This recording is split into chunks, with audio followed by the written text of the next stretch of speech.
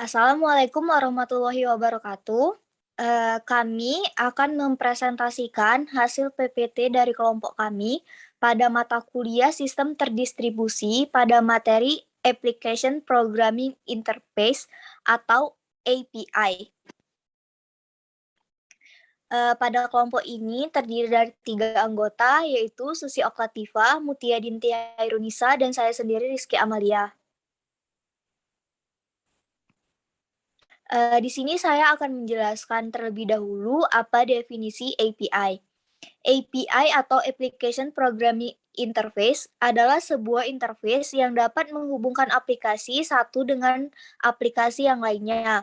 Jadi, API berperan sebagai perantara antar berbagai aplikasi berbeda, baik dalam satu platform yang sama atau lintas platform.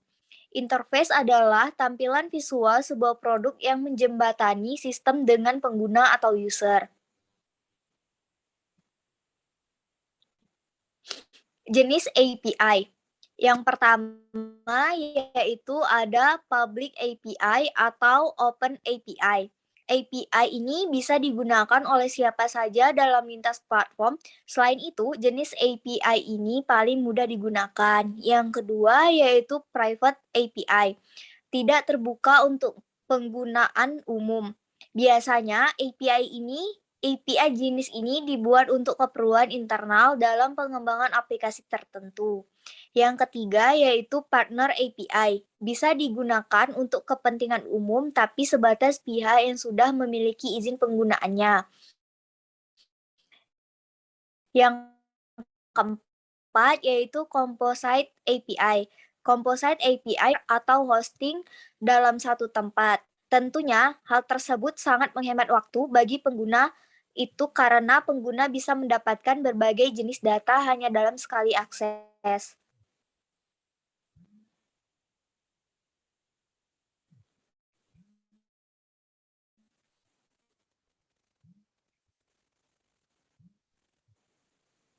Baiklah, karakter API akan dijelaskan oleh Mutia Dinti Hairunisa.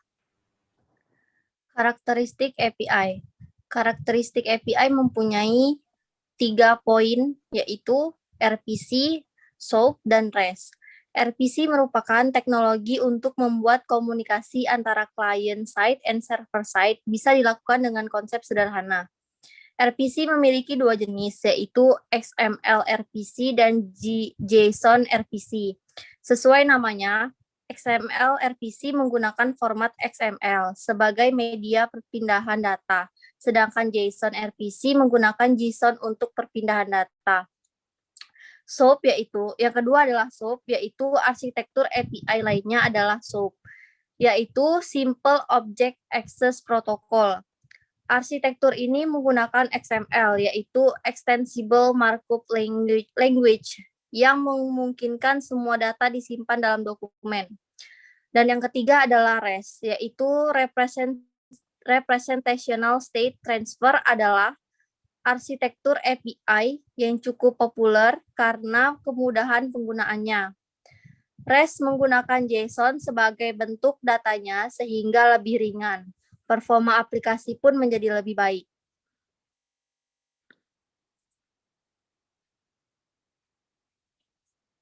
Nah, apa itu JSON? JSON adalah singkatan dari JavaScript Object Notation.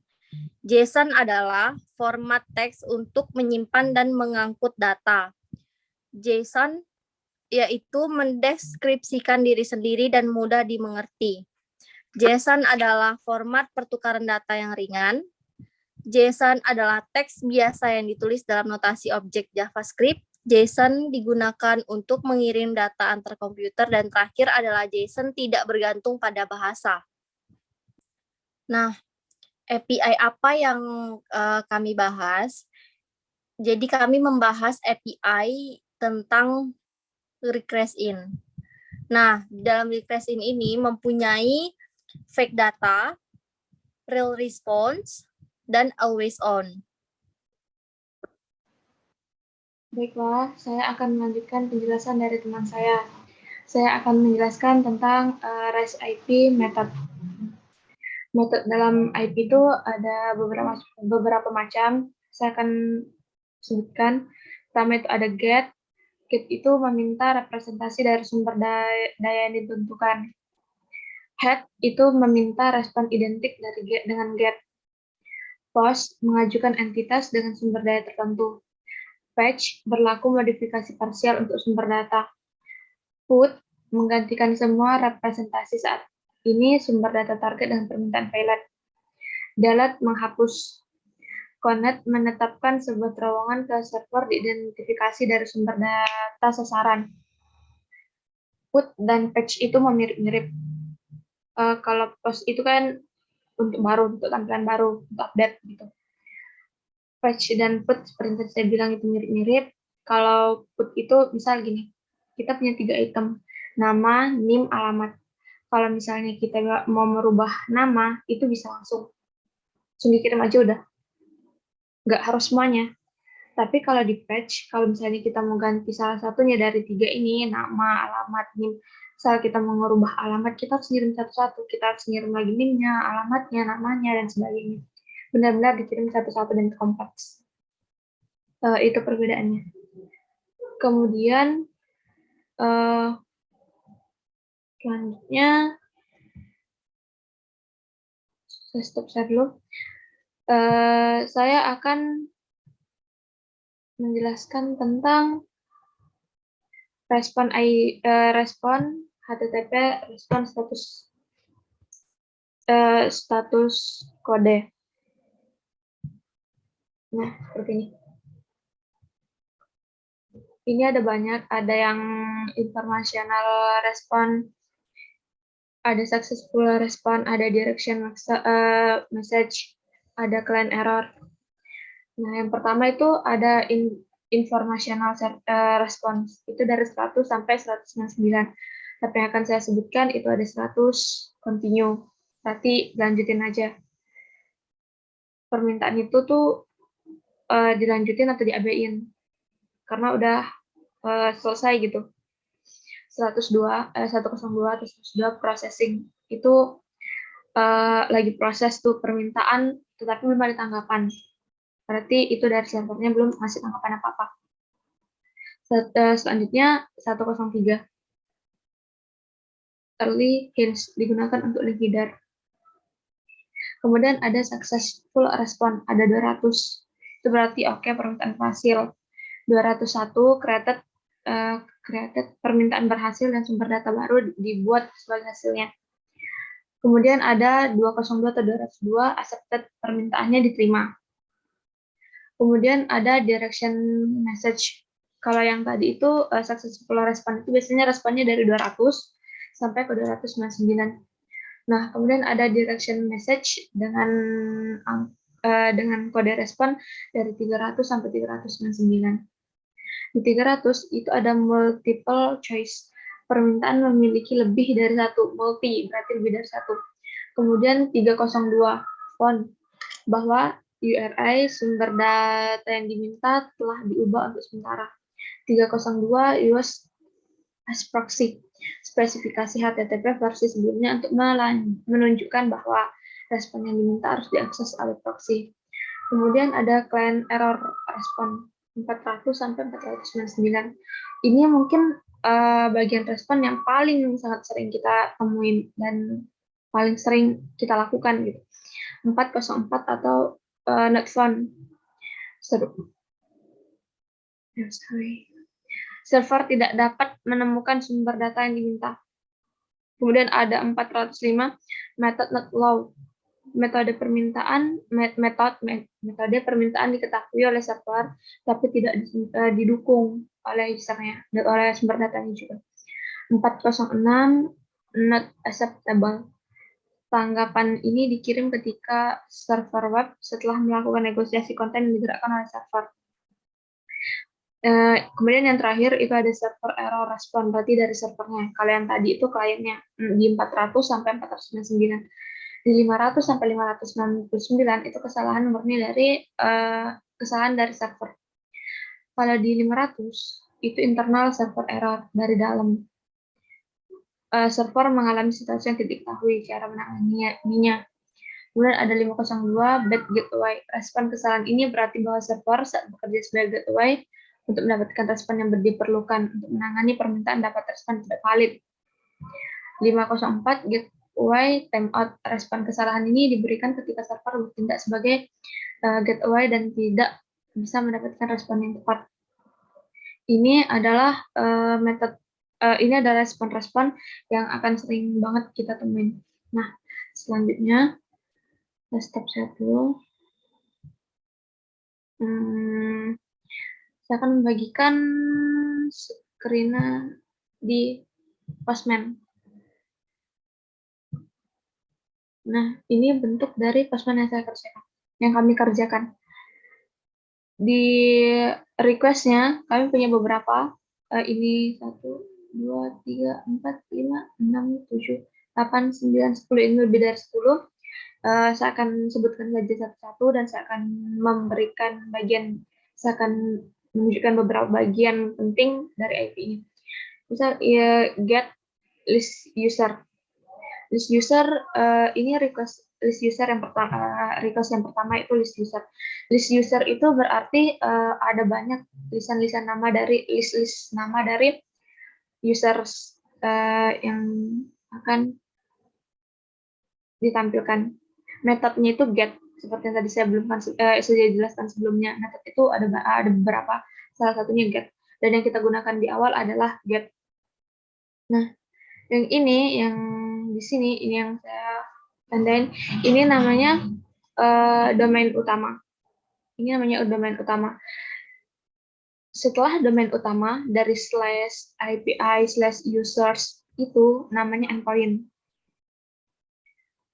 Setelah tanda tanya, ini namanya parameter. Setelah itu ada tanda sama dengan, berarti nilai, value-nya. Nah, itu adalah bagian-bagian penting dari sebuah API. Oke, saya akan menunjukkan params-nya. Nah, seperti yang tadi saya bilang, params-nya page, value-nya 2. Kalau misalnya kita mau nambah nih, saya misalnya menambah, sini saya ketik value-nya ada 4 nih. Ada 4, kemudian saya Ctrl S. Kalau kalian lihat perubahannya yaitu ada tanda penghubung dan pada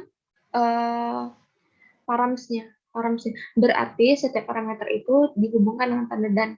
Selalu ada tanda dan. Oke, kalau kalian tidak menggunakan, cukup uncheck saja. Nah, kemudian di body-nya, kalian akan ketemu, kalian harus raw dulu, karena ini bentuknya JSON, dan kalian pilih settingnya JSON, harus sesuai. Sekalipun di sini banyak permintaan, itu tergantung usernya mau coba yang kayak gimana. Karena Postman ini menyediakan beberapa yang bisa kita pilih, jadi tergantung user mau pakai yang gimana. Nah, kalau kita melihat hasilnya, seperti yang tadi saya bilang, itu kumpulan list atau nama dari user. Mana ya? Ini bunda. Lama ternyata ini. Nih, ini yang saya bilang. Page-nya 2, per page-nya 6, totalnya 12, total page-nya 2, dan akhirnya dengan data. Ini ada Michael, kemudian ada Lindsay, ada Tobias, dan sebagainya. Itu lebih dari 1 karena list users. Kemudian ada di request kedua, itu ada single user dengan metode yang sama, metodenya get, di body-nya udah raw dan JSON, karena ini single berarti harusnya cuma 1. Highlight yang kita masukin.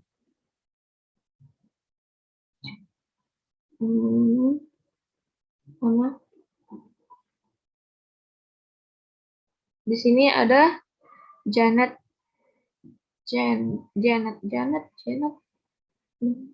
Nah, ini bentukannya gitu. Dan kalau kita lihat respon servernya itu respon kodenya itu 200. Oke, ini kebetulan ada keterangannya. Oke. Dan kalian bisa baca nih standar responnya udah sesuai gitu. Nah, selanjutnya ada single user platform. Ini tuh kayak kalian bisa minta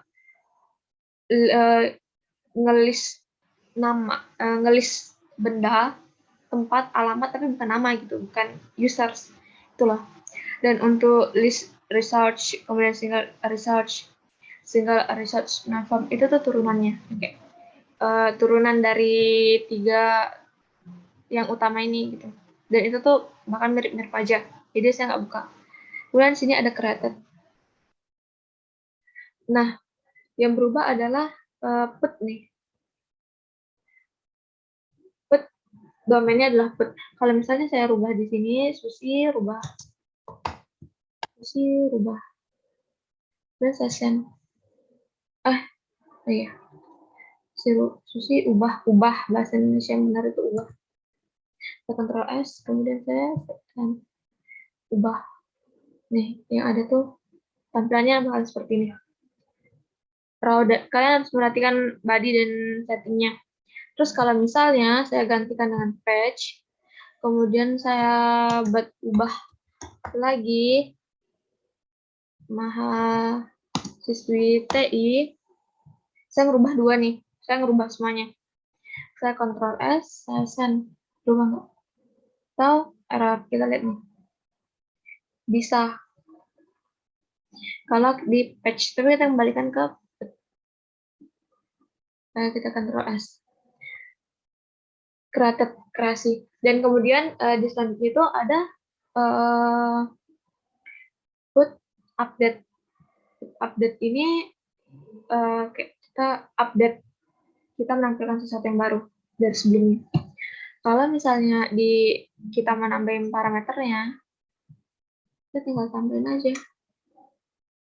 Gitu, misal value-nya 4, kita Ctrl S, kita send. Apa yang terjadi? Gak ada. Lihat di body-nya. Ada nggak yang kita isi? Non. Kemudian coba kita pilih raw. Settingnya.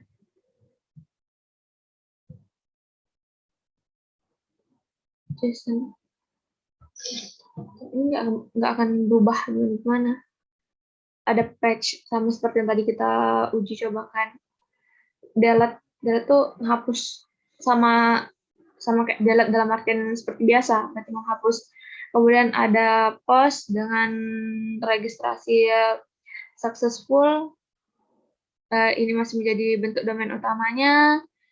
Domain utama itu bagian yang ini, kemudian slash IPA slash register, itu berarti itu adalah endpoint-nya. Kalau kita mau buat jadi punya params, kita tinggal tambah di sini. Itu parameternya akan langsung muncul. Terus ada registrasi unsuccessful, itu masih metodenya post. Metode post juga ada login successful dan login unsuccessful. Kemudian ada get di delay respon, berarti responnya terlambat gitu. Nah, hanya itu yang dapat saya jelaskan. Semoga cukup jelas dan cukup membantu. Sekian dari saya kembalikan ke moderator.